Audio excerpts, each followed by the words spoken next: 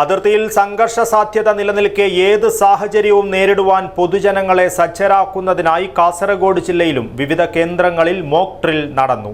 Civil defence സംവിധാനം വിലയിരുത്തുവാനും പോരായ്മയുണ്ടെങ്കിൽ അവയുടെ ശേഷി വർദ്ധിപ്പിക്കുന്നതിനുമായാണ് മോക്ക് ഡ്രിൽ നടന്നത്.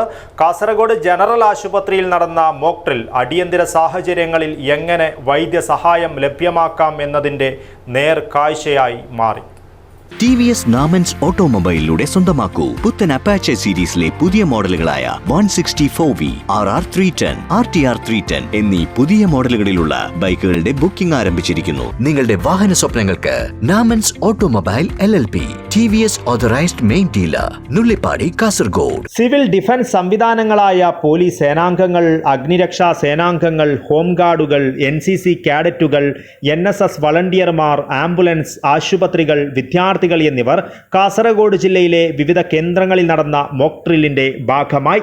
കാസർഗോഡ് ജനറൽ ആശുപത്രിയിൽ നടന്ന മോക്ക് ഡ്രിൽ അടിയന്തര സാഹചര്യങ്ങളിൽ എങ്ങനെ വൈദ്യസഹായം ലഭ്യമാക്കാം എന്നതിൻ്റെ നേർക്കാഴ്ചയായി മാറി. 4:02 സൈറൺ മുഴങ്ങിയതോടെ ആശുപത്രിയിലെ ഡോക്ടർമാരുൾപ്പെടെയുള്ളവർ സജ്ജരായി. ആക്രമണത്തിൽ പരിക്കേറ്റയാളെ ആംബുലൻസിൽ എത്തിച്ചതോടെ ഉടൻ തന്നെ അത്യാഹിത വിഭാഗത്തിലേക്ക് മാറ്റി. ആശുപത്രി സംവിധാനം ഉണർന്ന് പ്രവർത്തിക്കുകയും ഉടൻ തന്നെ പരിക്കേറ്റയാൾക്ക് അടിയന്തര ചികിത്സ നൽകുകയും ചെയ്തു. അടിയന്തര സാഹചര്യങ്ങളിൽ കൂടുതൽ പേർ എത്തുമെന്നതിനാൽ ആശുപത്രിയിൽ പ്രത്യേക OP സംവിധാനവും ഒരുക്കിയിരുന്നു.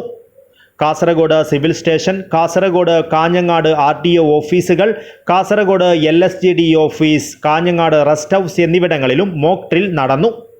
Koodlu cyclone shelter, Kumbla cyclone shelter, Kadankode GFVHSS, Adukkathuvayal GUPS, Vellarikundu taluk office, Uduma food craft institute, Pullur എന്നിവിടങ്ങളിലും സുരക്ഷാ സൈറണുകളും മുഴങ്ങി. News bureau, Kasaragod.